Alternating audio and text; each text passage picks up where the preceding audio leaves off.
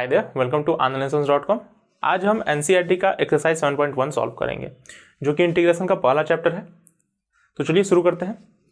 Question है हमारा कि फाइंड एन एंटी डेरिवेटिव, ध्यान देना, an anti derivative of the following function by the method of inspection.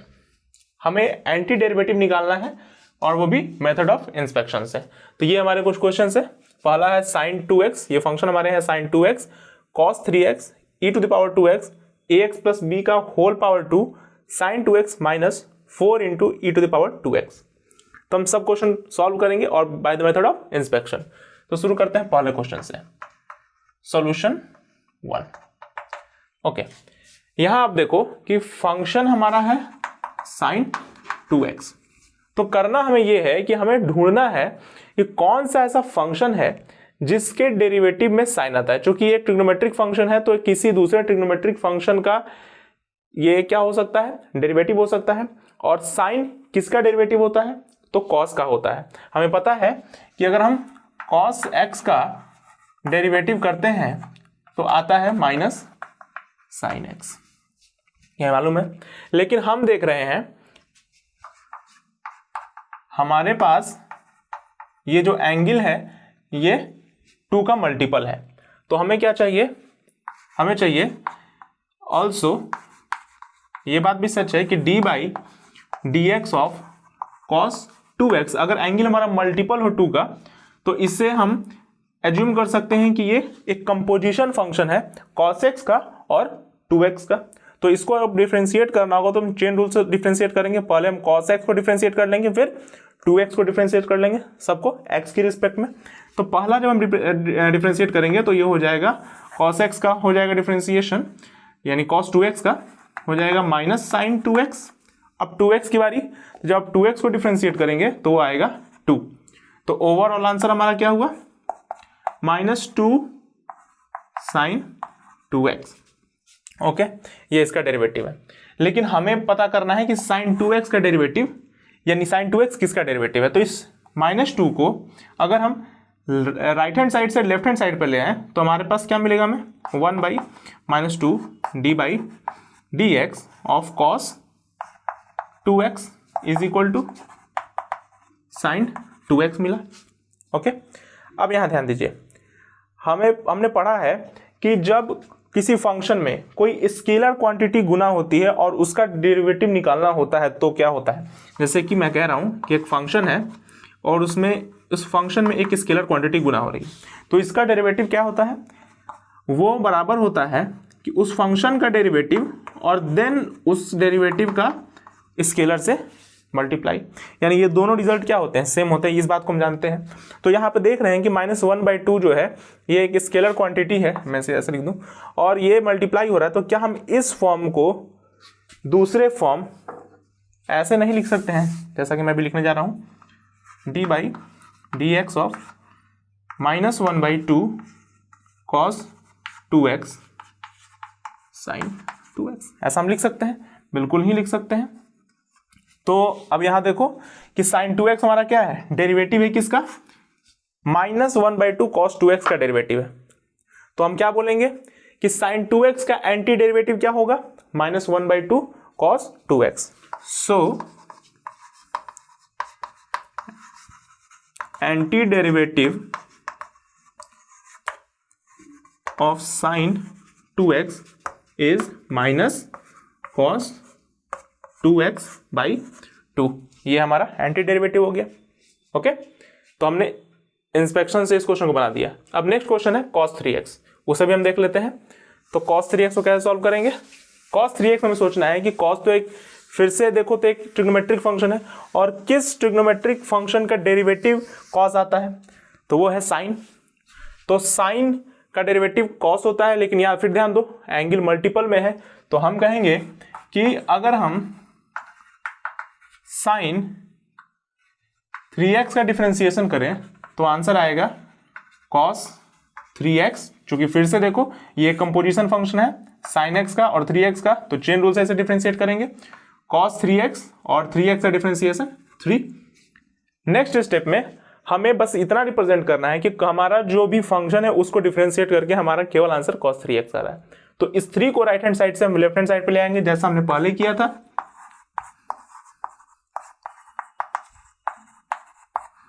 और यहां हमारा बच जाएगा cos 3x।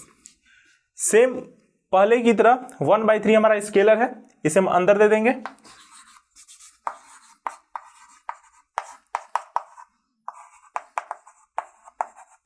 और इसका डेरिवेटिव cos 3x हमने रिप्रेजेंट कर दिया कि हाँ 1/3 sin 3x का डेरिवेटिव क्या होता है, cos 3x होता है।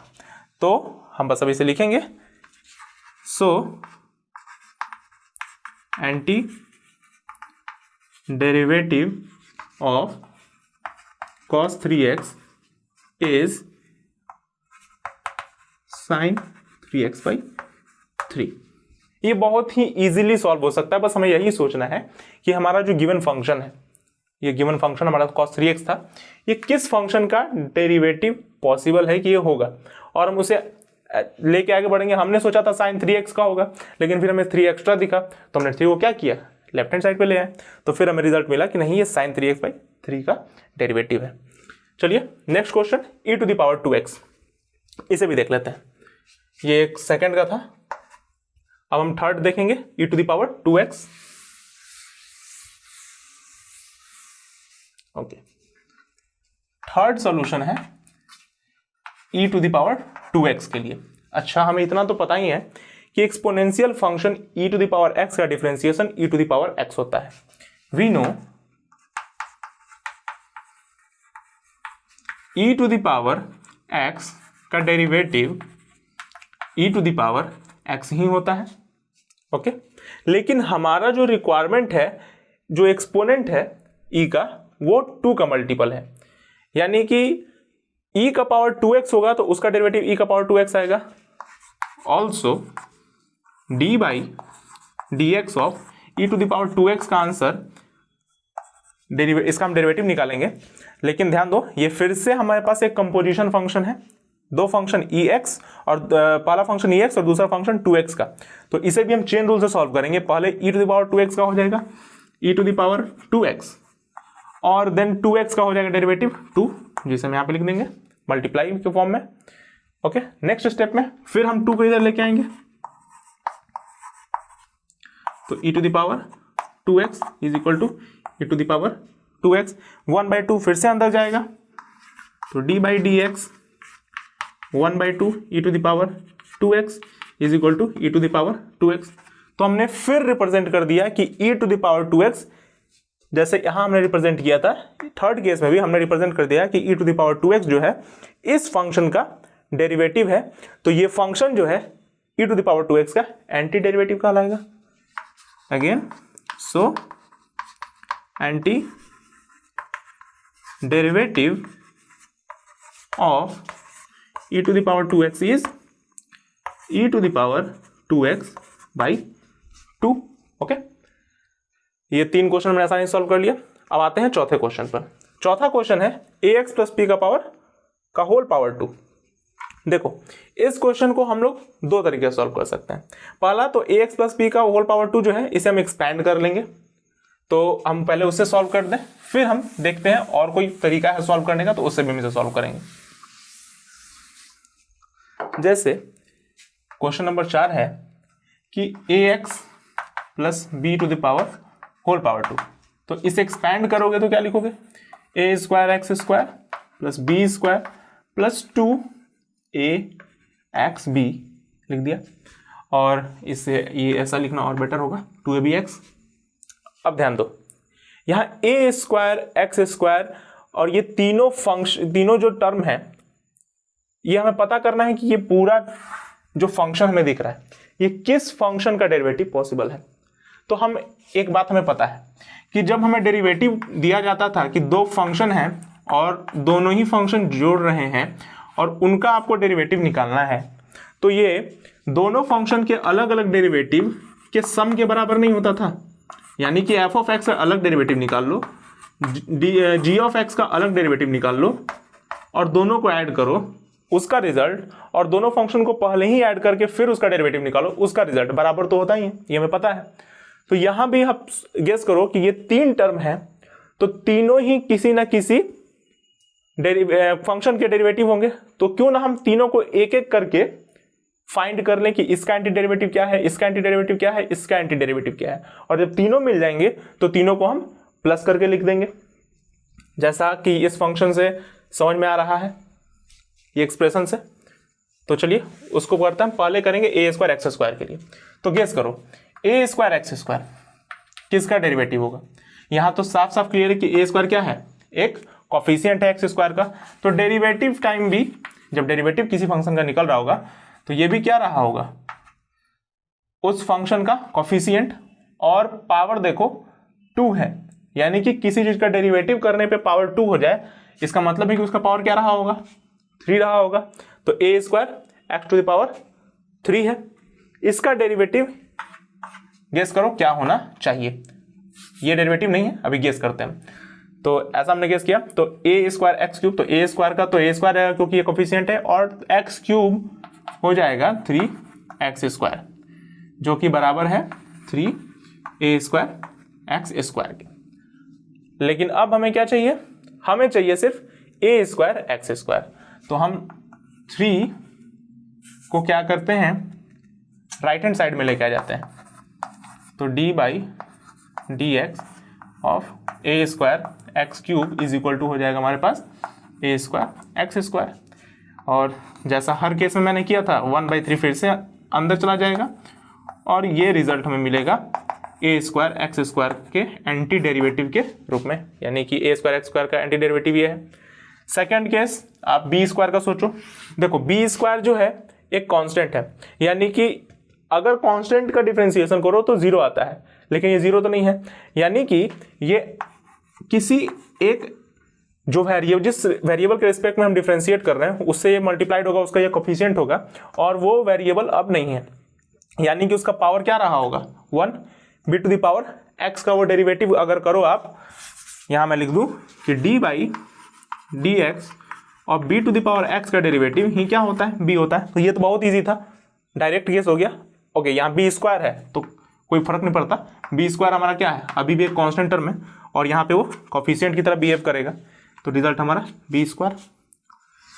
तीसरा जो है 2abx, यहाँ पे 2ab हमारा कोफिशिएंट है x का, और यहाँ पे x का पावर 1 है, यानी कि किस फंक्शन का डेरिवेटिव किया गया होगा जिसके कारण x का पावर 1 रिजल्ट हमें मिला है, यानी कि x का पावर 2, ये भी इजी है, d बाई डी एक्स, और 2ab तो क्या है, कोफिशिएंट है उसके, x स्क्वायर करो तो आपको रिजल्ट मिलेगा। एक काम करता हूँ, इसे मैं यहाँ बना देता हूँ, d by D X of 2ab x square का रिजल्ट आएगा 2ab इंटू 2x, लेकिन हमें चाहिए सिर्फ इतना, तो इस 2 को हम लेके आ जाएंगे लेफ्ट हैंड साइड पे, यहां से तो कुछ हार्ड नहीं है, आप समझ रहे होंगे इसे, तो ये हो जाएगा 2ab x, और जब ये अंदर गुना होगा तो ab एक्स स्क्वायर बाई 2, तो 2 और 2, ये 2 कट जाएगा, तो 2ab x, तो 2ab x का एंटी डेरिवेटिव क्या है, ab एक्स स्क्वायर। तो अगर हमारा क्वेश्चन था कि ax प्लस बी का होल स्क्वायर का एंटी डेरिवेटिव क्या है, तो हमने एक्सपेंड किया था, तो जो इसका एंटी डेरिवेटिव है उसे अगर आप लिखो तो एंटी डेरिवेटिव क्या लिखोगे, एंटी डेरिवेटिव लिखोगे तीनों का सम, यानी कि a square x cube by 3 plus b square x plus 2ab x. Okay, तो ये हमारा एंटी डेरिवेटिव है किसका, a square x square plus b square plus 2ab x, या फिर ए एक्स प्लस बी के होल स्क्वायर का, ये तो एक तरीका हो गया। ओके, अच्छा एक चीज यहां पे और ध्यान दो कि आप इस क्वेश्चन को एक और तरीके से सॉल्व कर सकते हो, मैं उससे भी सॉल्व करके दिखाता हूं। चलिए देखते हैं, जैसे हमारे पास है ax प्लस बी का होल पावर 2, अब हम इसे एक्सपैंड नहीं करेंगे, तो एक्सपैंड नहीं करेंगे तो हमें दिख रहा है कि किसी फंक्शन का ये क्या है, पावर है, और हमें पता है कि x के पावर n का डिफरेंशिएशन तो n इंटू एक्स का पावर n-1 होता है। तो अगर हम इसे एज्यूम करें x तो हमें साफ साफ दिख रहा है कि ये भी फंक्शन एक कंपोजिशन फंक्शन है, जहां पहला फंक्शन है एक्स स्क्वायर और दूसरा फंक्शन है ए एक्स प्लस बी, यानी कि ये फंक्शन दो फंक्शन से मिलकर बना है। तो अगर ये किसी का डेरिवेटिव होगा तो फंक्शन क्या होना चाहिए? तो गेस तो हमारा जा रहा है कि पहले ए एक्स प्लस बी ही का पावर, अच्छा ये भी ध्यान दो, ये डेरिवेटिव है और पावर 2 है, तो पावर 3 रहा होगा तब डेरिवेटिव का पावर 2 हुआ है।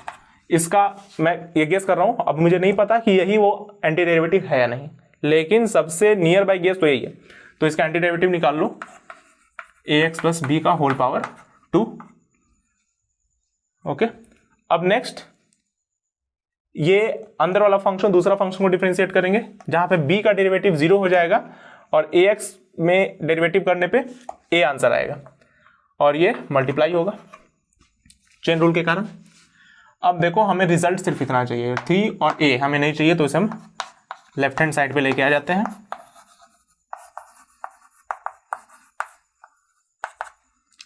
और ये हमारा मिला ax प्लस बी का होल पावर 2। ओके, तो हमारा डेरिवेटिव, किसका डेरिवेटिव है एक्स प्लस बी का होल पावर 2? ए एक्स प्लस बी का क्यूब बाई 3a का ये हमारा एंटी डेरिवेटिव, यानी कि इसका एंटी डेरिवेटिव है 1/3a इंटू ए एक्स प्लस बी का होल पावर 3। ओके, तो हमने दूसरे तरीके से भी सॉल्व कर लिया। अब आते हैं लास्ट क्वेश्चन पे हमारे, ये है sine 2x minus 4 E to the power 2x। जैसा कि मैंने इसे एक्सपैंड करके बताया था, जब इसे हम एक्सपैंड करते थे तो हमारे पास 3 टर्म मिले, यहाँ पे हमारे पास 2 टर्म है, तो यानी कि ये दोनों भी 2 अलग अलग फंक्शन के डेरिवेटिव होंगे और उसे हम ऐड के फॉर्म में या कहो तो सब्ट्रैक्ट के फॉर्म में हमने लिख दिया है। तो इस क्वेश्चन को अगर आप ऐसे एक्सप्रेस करो, sine 2x plus minus of 4 E to the power 2x, तो अगर हम इसका एंटी डेरिवेटिव ढूंढ लें और इसका एंटी डेरिवेटिव ढूंढ लें और दोनों को ही ऐड कर दें, तो क्या ये पूरे फंक्शन का एंटी डेरिवेटिव वो नहीं होगा? बिल्कुल होगा। तो साइन 2x हमने यहां सॉल्व किया था, इतना हमें पता है कि D by D X of minus cos 2x by 2 का डेरिवेटिव होता है साइन 2x, क्योंकि साइन कॉस 2x का आंसर हो जाएगा माइनस साइन 2x, यानी कि माइनस कॉस 2x का हो जाएगा साइन 2x। ओके, और 2x का 2 डिनोमिनेटर में है तो कट जाएगा, हाँ सही है।